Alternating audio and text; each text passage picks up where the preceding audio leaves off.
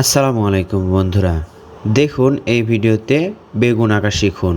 প্রথমে একটি এম লেটারের মতো এঁকে উপর দিকে একটি দাগ তুলে দিলাম, এই পাশ থেকেও উপরে এই দাগের সাথে মিলে দিলাম এবং উপর দিকে যত যাবে চোকা হয়ে আসবে।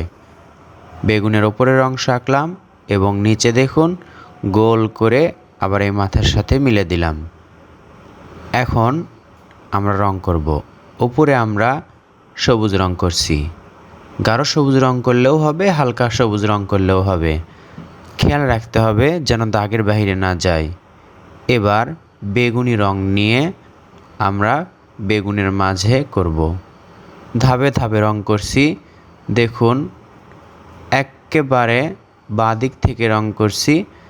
সাইন পেনের রং, কাঠ পেন্সিলের রং, প্যাস্টেল রং, যে কোনো রঙই হোক আপনি এখানে করতে পারেন।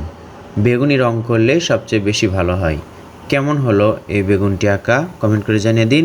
এই ভিডিওটি ভালো লাগলে লাইক করুন এবং শেয়ার করুন।